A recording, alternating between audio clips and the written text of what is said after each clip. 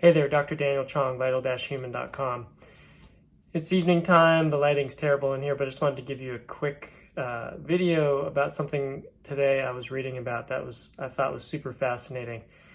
There's a lot of people out there who are kind of in this camp of don't lower LDL, it's not a good idea, it's a natural substance, it's bad for us to lower it, we need it for various reasons, etc., etc. And one of the things that a lot of these people bring up, or one of the points that they make in argument against the idea of lowering it via diet or drugs or whatever it is that LDL has a role in the immune system in the sense that it helps to some degree with fighting infections.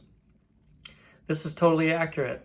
But a lot of times you'll hear people say that LDL molecules actually bind bacteria and help us fight bacteria. That's actually not totally accurate. What LDL is known to do is bind something called endotoxin, or LPS, or lipopolysaccharide, which is basically the outer membrane of bacteria that has a very inflammatory effect in the body when our tissues are overrun with it. And LDL absolutely has a role in helping bind that and helping protect us from the effects of that. So on the surface, it would sound like, yeah, why would you ever want to lower that when having more LDL floating around would mean that you're better at binding bacteria if it gets into your system? And if you stop there, that sounds very logical. But if you actually look into more details, like I was looking in today, you find a really fascinating story that I wanted to share. So basically, technically what is happening is the LDL is binding the LPS, or endotoxin, from this bacteria. But then what needs to happen is it needs to clear out of our system. And there is some research that has been shown, for example, in like hospital data of patients with sepsis, showing that those patients with lower LDL levels tend to have more trouble or more problems from sepsis and die more easily, etc. And that can be interpreted as like, oh my gosh, if you have low LDL, you're more at risk for dying from a severe bacterial infection, like that would cause sepsis. But some of the questions against that idea there's been sort of questions sort of arguing, pushing back against that idea in the sense that, well, what if it's the result of the infection in some way, shape, or form that's lowering the LDL, or other potential confounding factors? People have other chronic diseases, as I've talked about before, that are causing their LDL to be lower than it should be. And the chronic disease is what actually makes them vulnerable to death from the infection, and not actually the low LDL. So that was a question that a group of researchers had that in a paper that I was reading today. And what they did to try to explore that question is they looked instead at people who have genetically low LDL. And there's all kinds of different types of gene mutations that can cause people to have low LDL. And they sort of postulated that if indeed this idea that not having enough LDL around, or lowering your LDL, is dangerous and makes you more vulnerable to severe bacterial infections, if that was true, they would fully expect to find people who have genetically low LDL to be at greater risk for infections.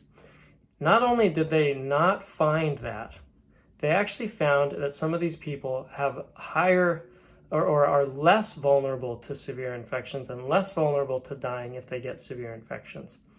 So that was really interesting. And what it ends up being is that a lot of these people who have these mutations, what the mutations cause in their body is it helps their body more readily clear LDL molecules from the bloodstream, at the site of the liver. So long story very short, LDL has a role to play in various things that it's doing in the body, and when it's sort of done with that role, so to speak, it needs to go back and bind onto a receptor at the liver to get taken out of circulation, broken down, recycled, etc.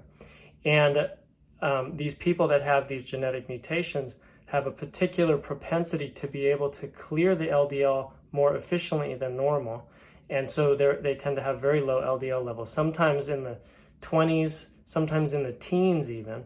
And even that low, these people did not show any apparent risk for any apparent increased risk for severe infections or death from sepsis or anything like that related to bacterial infections. And so what it appears that needs to happen needs to be the case in order for that to happen is that the crucial part of this whole LDL bacteria binding or LPS or endotoxin binding scenario, the crucial part of that, the most crucial part of that of all, is then clearing the LDL out of your bloodstream after it binds onto these endotoxins if you have an infection. So what it appears to be is that the people who do that most efficiently, and therefore keep their LDL on average very low, they actually also more efficiently clear the LDL from the bloodstream if it has bound onto bacteria. So in basically every case of these mutations that can occur, where people have very, very low LDL, across the board, they all have lower risk for severe bacterial infections and death from bacterial infections than average. So what it appears to be then is that the idea that getting your LDL low is a bad idea may not be accurate in the sense that it's going to necessarily increase your risk for infection. And it may be that those pieces of data that show people in hospitals who have low LDL having a higher risk for sepsis and death from bacteria, that may truly be a confounding factor where it's not actually the low LDL that is the problem. It's something else like I was mentioning before. Another way that they were able to look at this question is they also then looked at people who take statins or people who take PCSK9 inhibitors, which is another type of drug that causes very low LDL levels. They don't have increased risk for infections or death from bacterial infections either. So it sort of further proves that idea.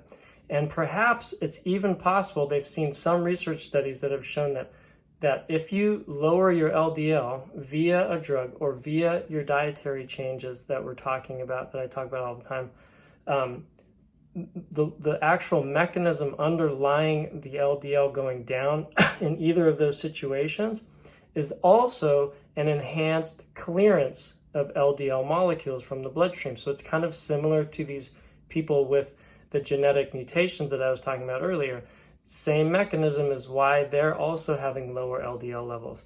So it would not be surprising then that they're also potentially, the better you are at keeping your LDL levels low, whether it be via your diet or medications or some combination of those things, in fact, for the most part, the better you are at clearing LDL from your bloodstream, which would also then make you better at clearing LDL from the bloodstream if it had bound onto bacteria.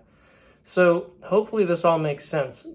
It really appears as though this whole entire narrative that's out there with these people who are arguing against the idea of keeping your LDL low because it's important for immune function and important to help you fight bacterial infections is actually the opposite of what is true.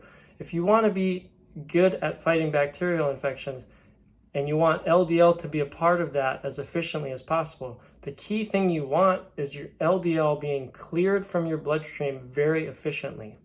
And when you do things like eat high saturated fat diets, eat junk food or anything that makes your LDL go very high, or if you have a genetic mutation on the opposite end of the spectrum, which many people do, that worsens your ability to clear LDL, and that's why you have high LDL in your bloodstream.